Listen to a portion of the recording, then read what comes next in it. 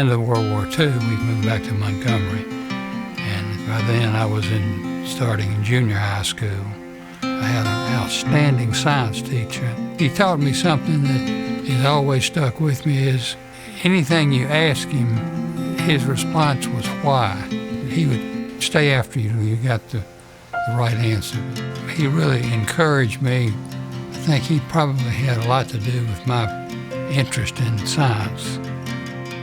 I had applied for a Naval ROTC scholarship, expected that I would spend a year at Auburn and then go on and accept my appointment to the Naval Academy the next year.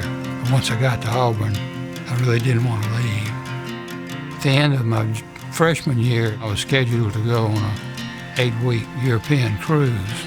And so my trade-off kind of was, to go on this 2-month cruise, or do I spend plebe week at the Naval Academy that summer? So that probably had something to do with it. The other problem was that Jean was 2 years behind me at Auburn. If I had gone to the Naval Academy, I would have been gone before she got to Auburn. She's been that important to me ever since. 65 years, as it turns out. My major was engineering physics, which basically was maybe the best of both worlds, of all worlds from the standpoint of what you learned, but it was not the easiest path by a long shot. If I had it to do over, I'm not sure I'd sign up for that. After the Navy, we talked to Texas Instruments. I got a job offer there. I felt like that I had been really well prepared. It really made me realize how fortunate I was and what a good background I had had.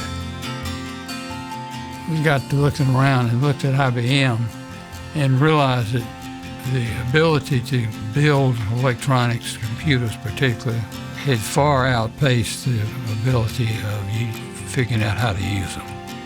So I really left Texas Instruments to go to IBM.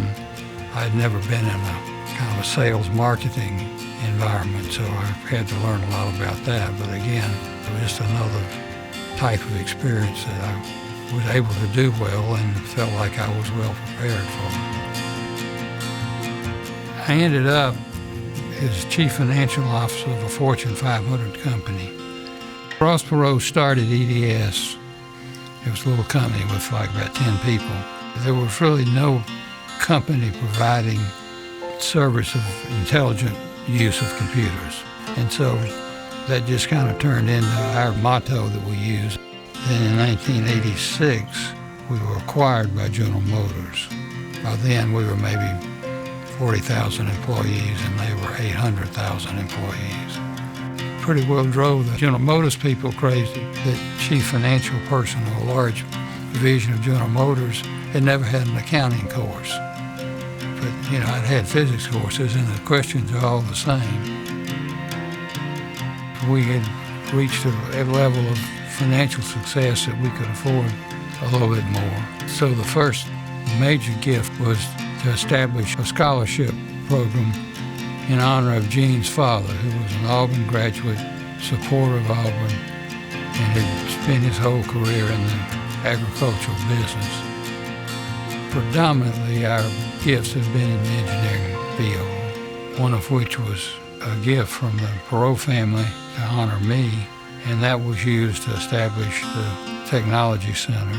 Most recently, we made a gift that resulted in the naming of the new MRI building. So there's a lot going on, and it's really fun to see them come to fruition. My advice would be to put in the effort to be prepared for what opportunities may come along. Secondly, to have the tools and the confidence to take advantage of that opportunity. And my time at Auburn was certainly a key part of that.